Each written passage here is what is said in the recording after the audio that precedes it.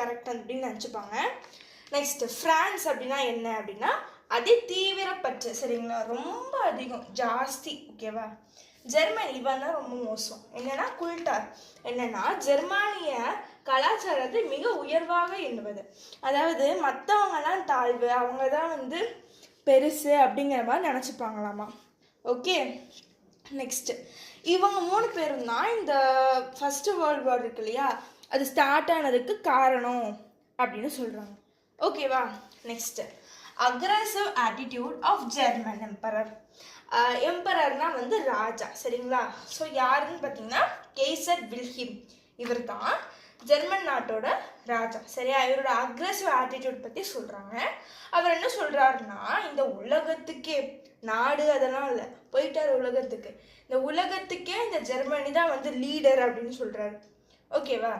German navy was expanded against British. என்ன சொல்கிறாங்க, ஜெர்மனோட கடற்படை, நேவி அப்படின்னா கடற்படை, அது வந்து பிரிட்டனுக்கு எதிராக அவங்க வந்து வளர்க்க ஆரம்பித்தாங்க.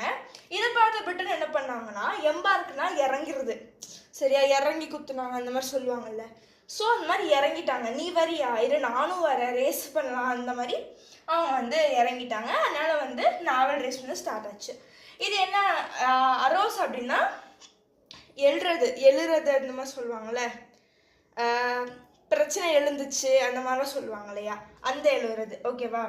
ஸ்டார்ட் ஆச்சு, அதுதான் சொல்ல வராங்க ஆக்சுவலாக. ஓகேவா. அவங்க 2 பேருக்கும் நடுவில் வந்து போட்டி வந்து ஆரம்பிச்சிருச்சு. Hostility of France towards Germany. ஹாஸ்டிலிட்டினா வந்து விரோதம், சரிங்களா. உங்கள் 2 பேருக்கும் நடுவில் இருக்க விரோதத்தை பற்றி தான் இவங்க சொல்கிறாங்க. இப்போ ஃப்ரான்ஸ் அண்ட் ஜெர்மனி இவங்க முன்னே அவங்களுக்குள்ள வந்து நிறைய பகை சண்டை எல்லாம் இருக்குது, சரிங்களா.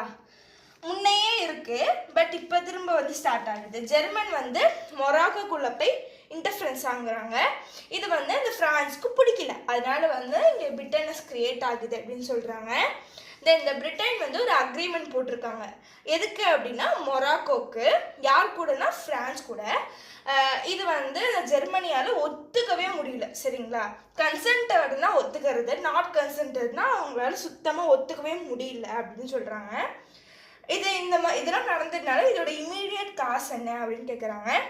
Immediate cause on 28 June 1914 the Archduke Franz Ferdinand, இவர் தான் இவருடைய வாரிசு, சரிங்களா. பிரான்ஸ் ஜோசஃபோட வாரிசு தான் இந்த ஆர்ச்டியூக் பிரான்ஸ் ஃபெர்டினண்ட். பிரான்ஸ் ஜோசப் யாரு அப்படின்னா ஆஸ்ட்ரியா ஹங்கரியோட ராஜா, சரிங்களா. இவங்க வந்து இவர் வந்து அதாவது இவரோட வாரிசு வந்து கொல்லப்பட்டுட்டாங்க. யார் ஆளு அப்படின்னு பார்த்தீங்கன்னா பிரின்சப் யாரு, பாஸ்